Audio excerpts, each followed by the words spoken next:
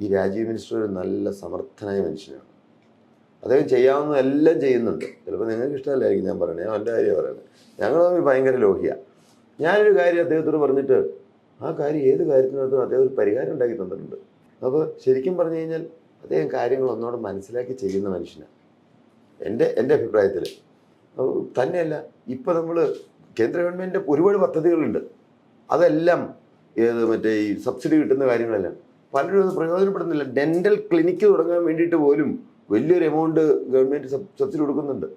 അതുപോലെ പല വ്യവസായങ്ങളും തുടങ്ങാൻ ഇന്ന് ധാരാളം സബ്സിഡികളും അവസരങ്ങളും എല്ലാം ഉണ്ട്. പക്ഷേ വേണ്ടതിൽ ആളുകൾ പ്രയോജനപ്പെടുത്തുന്നുണ്ടോ എന്ന് ഞാൻ അത്ഭുതപ്പെടുകയാണ്. ഞങ്ങൾക്ക് അതുകൊണ്ട് ബെനിഫിറ്റ് കിട്ടാനായിട്ട് പ്രത്യേകിച്ച് എന്ന് പറഞ്ഞാൽ ഞങ്ങൾ അതിൻ്റെ ആ പരിധിക്ക് അപ്പുറത്തായി പോയി എന്നുള്ളത് കൊണ്ട് ഞങ്ങൾക്ക് പ്രത്യേകിച്ച് വേറെ ബെനിഫിറ്റ് ഒന്നും ഇപ്പോൾ കിട്ടുന്നില്ല. ഞങ്ങളുടെ എക്സ്പാൻഷൻ പ്ലാൻ എന്ന് പറഞ്ഞാൽ 2030 മുമ്പ് 30 സ്ഥലങ്ങളിൽ ഞങ്ങൾക്ക് തുടങ്ങണം, യൂണിറ്റുകൾ തുടങ്ങണം, ചെറിയ യൂണിറ്റുകൾ ഇന്ത്യയിൽ, സാറ്റലൈറ്റ് യൂണിറ്റുകൾ. ഇപ്പോൾ 6 ഉണ്ട്. ഇപ്പോൾ 24 കൂടെ 2030 മുമ്പ് തുടങ്ങണം. അതാണ് നമ്മുടെ ഒരു പ്ലാൻ. സാറ്റലൈറ്റ് യൂണിറ്റ് എന്ന് പറഞ്ഞു കഴിഞ്ഞാൽ അത് വലിയൊരു എമൗണ്ട് മുടക്കിയല്ല, എല്ലാ പ്രോഡക്റ്റ്സും അവിടെ ചെയ്യുന്നില്ല. ഒരു 10 പ്രോഡക്റ്റ് മാത്രമേ ചെയ്യുന്നുള്ളൂ. ഏറ്റവും മൂവിങ് മീൻസ് പെട്ടെന്ന് കൊടുക്കേണ്ടതായിട്ടുള്ള. ഇപ്പോൾ പേഷ്യൻ്റ് നാളെ വിദേശത്ത് പോകണം, ഇന്ന് വന്നേച്ച് നാളെ അല്ലെങ്കിൽ മറ്റന്നാൾ പോകണമെന്നുണ്ടെങ്കിൽ അതെല്ലാം അവിടുന്ന് മൂവാറ്റുപുഴ വരെ അയച്ച് ഇവിടെ തന്നേച്ച് ചെയ്തു വരുമ്പോഴത്തേക്കും സമയമെടുക്കും. 1. 2, ചിലപ്പോൾ ചില കളറ് ചെറിയ വേരിയേഷൻ, 40-45 കളറുകളുണ്ട്. ആ കളറിൽ ചെറിയ വേരിയേഷൻ വന്നാൽ തിരിച്ചിപ്പോൾ ഇൻഡോറിലുള്ള ഒരു പേഷ്യൻറ്റിന് അവിടുന്ന് തിരിച്ചിവിടെ അയച്ചു കിട്ടുമ്പോൾ, അല്ലെങ്കിൽ കൊൽക്കത്തയിലൊരു പേഷ്യൻറ്റ്, ആസാമിലുള്ളൊരു പേഷ്യൻറ്റിന്, ഞങ്ങൾക്ക് ആസാമിൽ യൂണിറ്റ് ഉണ്ടല്ലോ, അല്ലെങ്കിൽ ജമ്മുവിലുള്ളൊരു പേഷ്യൻറ്റ്, അത് അവിടുന്ന് ഇവിടെ മോഡൽ വന്ന് രണ്ടാമത് ആ മൈന്യൂട്ട് കറക്ഷനുമായിട്ട് വരിക എന്ന് പറഞ്ഞപ്പോൾ സ്വാഭാവികമായിട്ടും ഡോക്ടേഴ്സിന് അതൊരു അസൗകര്യം ഉണ്ടാക്കും. പേഷ്യൻറ്റ് പിന്നെ രണ്ടാമത് വരണം. മറ്റേതെന്ന് വെച്ചാൽ അതാത് സ്ഥലങ്ങളിൽ ആ യൂണിറ്റ് ഉണ്ടെങ്കിൽ ജസ്റ്റ് ആ കളറൊന്ന് കറക്റ്റ് ചെയ്ത് 2 hours പേഷ്യൻറ്റ് വെയിറ്റ് ചെയ്ത് കഴിഞ്ഞാൽ അപ്പം തന്നെ നമുക്ക് ചെയ്തു കൊടുക്കാം. അതുകൊണ്ട് ഒരു കാര്യം അത്. 2, ഇപ്പോൾ ഒരു വെള്ളപ്പൊക്കം പോലെയോ അല്ലെങ്കിൽ ഏതെങ്കിലും ഒരു തടസ്സം ഇവിടെ നേരിട്ടു, അല്ലെങ്കിൽ നമ്മുടെ കേരളത്തിന് ഞങ്ങൾ ബന്ദിന് ഞങ്ങൾ ഇന്ന് വരെ അടച്ചിട്ടില്ല. ബന്ധു വന്ന് ഈ 37 വർഷത്തിൻ്റെ ഇടയ്ക്ക് ഒരിക്കലും ഞങ്ങൾക്ക് അടയ്ക്കേണ്ടി വന്നിട്ടില്ല. ബന്ധും പരിപാടിയൊക്കെ ഹർത്താലും ഒക്കെ വന്നു കഴിഞ്ഞാൽ ഇതുവരെ എന്തുകൊണ്ടോ ഒരിക്കൽ കുറേ പേര് വന്ന് ഒരുമിച്ച് ഒരു രാഷ്ട്രീയ പാർട്ടിയുടെ ആളുകൾ വന്ന് പ്രശ്നം ഉണ്ടാക്കാൻ വന്നു. ഞങ്ങളുടെ സെക്യൂരിറ്റിയുടെ PR ഞാൻ അങ്ങനെയാണ് ഇങ്ങനെയാണെന്നൊക്കെ പറഞ്ഞുകൊണ്ടിരിക്കുമ്പോൾ ഞാൻ എന്തോ ശബ്ദം കേട്ടുകൊണ്ട് ഞാൻ വേഗം അങ്ങോട്ട് ചെന്നു. വേഗം എന്നിട്ട് അയാളോടെയും വേഗം കയറിപ്പോകാൻ പറഞ്ഞു. അയാൾ സംസാരിച്ചുകൊണ്ടിരിക്കണേ. അപ്പോഴത്തേക്കും എൻ്റെ പോലീസ് ഓടി വന്നേക്കുക. ആരോ വിളിച്ചു പറഞ്ഞിട്ട് ഞാൻ പോലീസിനോട് പറഞ്ഞു, നിങ്ങൾ ഇടേണ്ട കാര്യത്തിനകത്ത് ഞാൻ തീർക്കാൻ കാര്യമുള്ളൂ. പോലീസിനോട് പറഞ്ഞു വരണ്ട. ജീപ്പായിട്ട് പോലീസ് വന്നു. അവിടെ സ്ഥാപനം നടന്നുകൊണ്ടിരിക്കുക. ഞാൻ അവർ വിളിച്ചിട്ട് പറഞ്ഞു, നിങ്ങളൊന്ന് വരും, ഞാനുള്ള സത്യം ഉള്ളതുപോലെ പറയാം. ഇപ്പോൾ നിങ്ങളെ വേണ്ടപ്പെട്ട ഒരാളുടെ ഓപ്പറേഷൻ ചെയ്തു വെച്ചു. ഓപ്പറേഷൻ ചെയ്തു പോയി, സ്റ്റിച്ച് ചെയ്യാൻ പറ്റിയില്ല. സ്റ്റിച്ച് ചെയ്യാൻ മാത്രമേ ഉള്ളൂ. അപ്പോഴത്തേക്കും ഹർത്താൽ പ്രഖ്യാപിച്ചു. സ്റ്റിച്ച് ചെയ്യിപ്പിക്കും. സാധാരണ മനസ്സാക്ഷി ഉണ്ടെങ്കിൽ അതുപോലെ തന്നെയാണ് ഈ പേഷ്യൻ്റെ പകുതി കട്ട് ചെയ്ത് വെച്ചു. സാധുക്കൾക്ക് അവർക്ക് പിറ്റേ ദിവസം ഒരു 3-4 മണിക്കൂർ കഴിയുമ്പോൾ പുളിപ്പ് തുടങ്ങും. ഇതിന് ടെമ്പററി ഇത് ഇന്ന് തന്നെ ഉണ്ടാക്കി കൊടുക്കേണ്ടതാണ്. നിങ്ങൾ വന്ന് കാണൂ. ഞങ്ങൾ ഹർത്താലിന് എതിരല്ല, ഒന്നിനും ഞങ്ങൾ എതിരല്ല. പക്ഷേ ഞങ്ങൾക്കിത് തുറക്കാതിരിക്കാൻ പറ്റില്ല. അതുകൊണ്ട് ഞങ്ങൾ ദയവായിട്ട് നിങ്ങൾ സഹകരിക്കണം. ഇന്ന് വരെ ഒരു പ്രശ്നം ഉണ്ടാക്കിയിട്ടില്ല. എല്ലാ ഹർത്താലിനും ഞങ്ങൾ തുറന്നിട്ടുണ്ട്. ഞങ്ങളുടെ ബസ്സുകളെല്ലാം ഓടിയിട്ടുണ്ട്.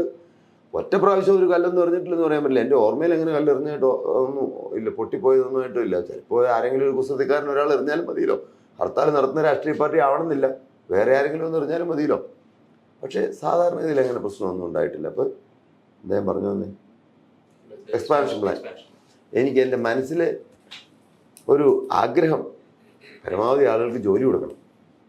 ഞാൻ ജോലിക്ക് പറഞ്ഞ മനുഷ്യനായതുകൊണ്ട് അതെൻ്റെ മനസ്സിലൊരു ആഗ്രഹമാണ്. നിലവിൽ നമുക്ക് ഇന്ത്യയിൽ എവിടെയൊക്കെയാണ് സാറ്റലൈറ്റ് സെന്റർ? ഇന്ത്യയിൽ ഇപ്പോൾ ഉള്ളത് ഡൽഹിയിലുണ്ട്, മുംബൈയിലുണ്ട്, ഹൈദരാബാദിലുണ്ട്, കൊൽക്കത്തയിലുണ്ട്, ചെന്നൈയിലുണ്ട്, ബാംഗ്ലൂരുണ്ട്. അതെല്ലാം നല്ല രീതിയിൽ ഓടിപ്പോകുന്നു. അവിടെ എല്ലാം മലയാളികളുണ്ട്. ഒരു ഫാമിലി മലയാളികൾ വിട്ടിരിക്കുകയാണ്. കാരണം മലയാളികൾ അത്ര നല്ലവരായതുകൊണ്ടാണ്. അല്ല, അതായത് നാട്ടിൽ നിന്നുള്ള ആളുകൾ, പക്ഷെ ഹെഡ് ചെയ്യുന്നത് ഇപ്പോഴും മലയാളിയാണ്. അതിനുള്ള ഡെഡിക്കേഷനുള്ള ഇപ്പോൾ ഒരു കുര്യാക്കോസും ഹെലിനെയാണ് അവിടുത്തെ നോക്കണത്. വേറൊരു ബാബുവും ജിനിയാണ് ഹൈദരാബാദ് നോക്കണത്. വേറൊരു വളരെ വിശ്വസ്തനായിട്ടുള്ള ഒരു ബഷീറാണ് ബാംഗ്ലൂർ നോക്കണത്, ബഷീർ. പിന്നെ അങ്ങനെ ഓരോ സ്ഥലങ്ങളിൽ ഓരോ ആളുകളുണ്ട്. ഒരു ഗോവിന്ദനാണ്, ഒരു ഗോവിന്ദൻ ഇവിടെ വന്നയാൾ. ഗോവിന്ദൻ ഒരു പൂജാരിയുടെ മോനാണ്. അദ്ദേഹമാണ് ഇവിടെ ഒരു 12 വർഷം വന്ന. എനിക്ക് അദ്ദേഹത്തിന് കാര്യം പറയുമ്പോൾ എനിക്ക് അത്ര എന്നോട് ജീവനാണ്. അദ്ദേഹമാണ് അവിടുത്തെ കാര്യങ്ങളെല്ലാം എല്ലാം ഭംഗിയായിട്ട് നോക്കുന്നത്. കൊൽക്കത്ത അയ്യോ ഇടയ്ക്കിടയ്ക്ക് വിളിക്കും, ജീവനാണ് അദ്ദേഹം. ഉണ്ട്, എൻ്റെ അപ്പനും അമ്മയുണ്ട്, ജീവിച്ചിരിപ്പുണ്ട്. ഫാദറിന് 85 വയസ്സായി, അമ്മയ്ക്ക് 83 വയസ്സായി. എൻ്റെ കൂടെ അല്ല, അനിയൻ്റെ കൂടെ. ഞങ്ങൾ 3 ആണുങ്ങളാണ്, 3 മക്കൾ. ഇളയാളുടെ കൂടെ ആളും അപ്പനും അമ്മയും നിൽക്കുള്ളൂ. അതുകൊണ്ട് എല്ലാവരും മൂവാറ്റുപുഴ പരിസര പ്രദേശത്ത് എല്ലാം ഉണ്ട്, അവരെല്ലാം ഉണ്ട്. ഞാൻ തുടങ്ങുന്ന മുതൽ അവരെൻ്റെ കൂടെ ഉണ്ട്. ഓണർഷിപ്പ് എൻ്റെ മാത്രമാണ്, 100% എൻ്റെ ആണെന്ന് മാത്രമേ ഉള്ളൂ. നമ്മുടെ ഈ വിദേശത്തേക്കുള്ള എക്സ്പാൻഷൻ്റെ വിദേശത്തുള്ള എക്സ്പാൻഷൻ എന്ന് പറഞ്ഞാൽ USA ആണ് കൂടുതലും ഞങ്ങൾ ഫോക്കസ് ചെയ്യുന്നത്. USA അവിടെ കുറേ യൂണിറ്റുകൾ അക്വയർ ചെയ്യുക, ചെറിയ ചെറിയ ഡെന്റൽ ലാബുകൾ. അത് എന്തിനാന്ന് ചോദിച്ചു കഴിഞ്ഞാൽ അവിടെ നമുക്ക് നമ്മുടെ ഭാഷ, നമ്മുടെ അവിടുത്തെ, പിന്നെ അതുപോലെ തന്നെ അവർക്ക് കുറേ ക്ലയൻസ് ഉണ്ട്. ആ ക്ലയൻസിനെയൊക്കെ നമുക്ക് കിട്ടും. ഓടിപ്പോയിട്ട് ഇവിടുന്ന് എല്ലാം കൂടെ കൊണ്ട് അവിടെ ഒരു സ്ഥാപനം തുടങ്ങിയിട്ട് അതൊന്ന് എക്സ്പാൻഡ് ചെയ്യുക, മാർക്കറ്റിംഗ് ചെയ്യുക പറഞ്ഞാൽ ഒരുപാട് സമയമെടുക്കും. പെട്ടെന്ന് നമുക്ക് കാര്യങ്ങൾ ചെയ്യാൻ നല്ലത് അങ്ങനെ അവിടെ നമ്മൾ അക്വയർ ചെയ്യാണ് നല്ലത്. മുഴുവൻ അക്വയർ ചെയ്യല്ല, സെർട്ടൻ പെർസെൻറ്റേജ് മാത്രം ഞങ്ങൾ അക്വയർ ചെയ്യാനായിട്ടാണ് പ്ലാൻ ചെയ്യുന്നത്. കമ്പനിയുടെ ഇപ്പോഴത്തെ ഒരു ഇത് പറയാം, എല്ലാം പറയാം. എംപ്ലോയീസ്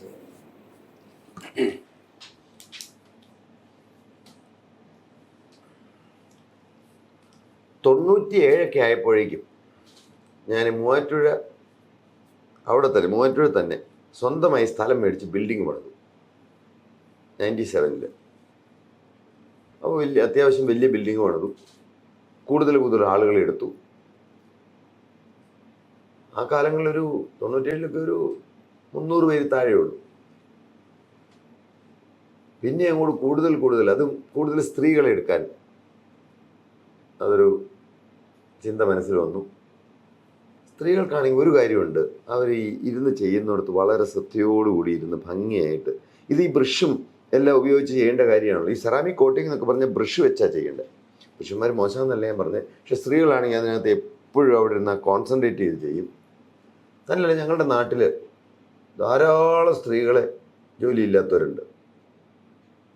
ഞങ്ങളുടെ എംപ്ലോയീസ് എല്ലാം ഏതാണ്ട് ഒരു 40 കിലോമീറ്റർ ചുറ്റളവിൽ എല്ലാം ഞങ്ങൾ അവിടെ നിന്നാണ് ആളുകളെ എടുക്കുന്നത്. ഞങ്ങൾ എടുത്ത് തന്നെത്താൻ ട്രെയിൻ ചെയ്യിപ്പിക്കുന്നു. ഏതാണ്ട് 1.5 വർഷത്തേക്ക് ഞങ്ങൾ ട്രെയിൻ ചെയ്യിപ്പിക്കുന്നു. ഞങ്ങൾക്ക് ട്രെയിൻ ചെയ്യാൻ വേണ്ടിയിട്ട് ഇതിൻ്റെ ഇടയ്ക്ക് ഒരു സ്ഥാപനം തുടങ്ങി, ഡെൻകെയർ ഇൻസ്റ്റിറ്റ്യൂട്ട് ഓഫ് ഡെൻ്റൽ ടെക്നോളജി എന്ന് പറഞ്ഞ DIDT. അവിടെ നമുക്ക് ഡോക്ടേഴ്സ് ഉണ്ട്, 30ഓളം ഡോക്ടേഴ്സ് ഉണ്ട്. ഞങ്ങളുടെ സ്ഥാപനത്തിൽ 30ഓളം ഡോക്ടേഴ്സ് ഉണ്ട്. ഏതാനും ചില ഡോക്ടേഴ്സാണ് ആ ട്രെയിനിങ് ഇൻസ്റ്റിറ്റ്യൂട്ടിൻ്റെ ട്രെയിനിങ് കൊടുക്കാനും അതിന് നേതൃത്വം കൊടുക്കാനും എല്ലാം അവരുണ്ട്. സീനിയർ ടെക്നീഷ്യൻസ് എല്ലാം വന്നു, അവരെല്ലാം ട്രെയിനിങ് കൊടുക്കുന്നു, ശരിക്കും പഠിപ്പിക്കുന്നു. അങ്ങനെ ധാരാളം ആളുകൾ വന്നുകൂടി. ഇപ്പോൾ 4200 പേരുണ്ട് എംപ്ലോയീസ് എല്ലാവരും കൂടെ.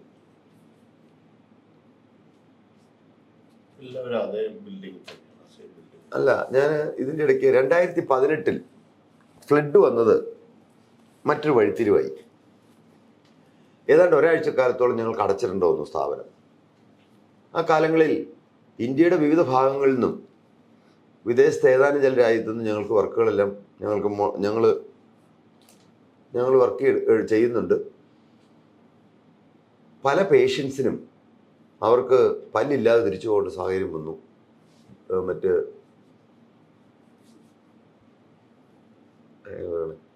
ഉള്ളത് പറഞ്ഞു കഴിഞ്ഞാൽ പേഷ്യൻസിന് പലർക്കും അവർ പ്രിപ്പറേഷൻ ചെയ്തു, പല്ലൊക്കെ പ്രിപ്പറേഷൻ ചെയ്തു, ഇംപ്രഷൻ ഇങ്ങോട്ട് അയച്ചു തന്നു.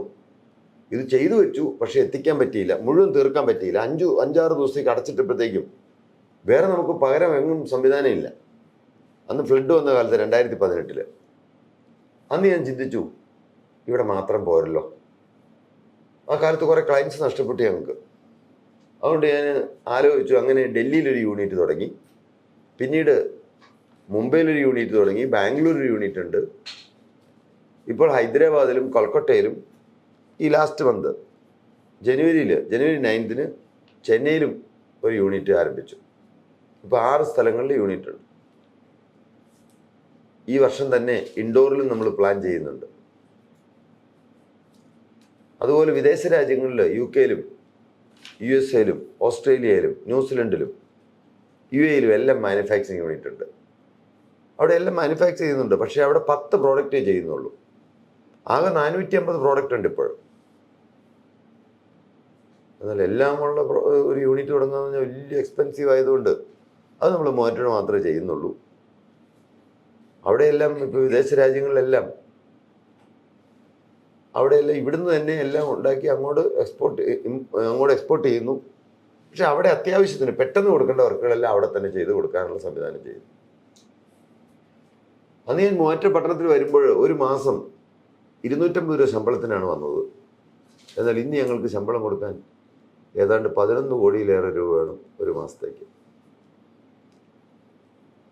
ഞാൻ ഒരു സൈക്കിൾ മേടിക്കാൻ കൊതിച്ച മനുഷ്യനാണ്. സാധിക്കില്ലെന്ന് ഞാൻ ചിന്തിച്ചിരുന്നത്. എന്നാൽ ഇന്ന് ഞങ്ങളുടെ എംപ്ലോയീസിനെ കൊണ്ടുവരാനും കൊണ്ടുവിടുവാനും എല്ലാമായിട്ട് ഏതാണ്ട് എല്ലാം കൂടെ 100ഓളം വാഹനങ്ങളുണ്ട്. സ്റ്റാഫിനെ എല്ലാം അതാത് സ്ഥലങ്ങളിൽ നിന്ന് കളക്ട് ചെയ്യുന്നു, തിരിച്ചവരെ ഡ്രോപ്പ് ചെയ്യുന്നു. ഒരു പ്രത്യേകത, ഞങ്ങളുടെ വനിതാ ജീവനക്കാരുടെ ഭർത്താക്കന്മാർ തന്നെയാണ് ഡ്രൈവേഴ്സായിട്ട് കൂടുതൽ സ്ഥലങ്ങളിൽ ഞങ്ങൾ സെലക്ട് ചെയ്യുന്നത്. അവരുടെ സുരക്ഷിതത്വമൊക്കെ മുൻനിർത്തി. അല്ലെങ്കിൽ ഇന്നുവരെ യാതൊരു പ്രശ്നം, ഒരിക്കലും അങ്ങനെയുള്ള യാതൊരു പ്രോബ്ലങ്ങളും ഞങ്ങൾക്ക് ഉണ്ടായിട്ടില്ല. നല്ല മനുഷ്യരാണ്.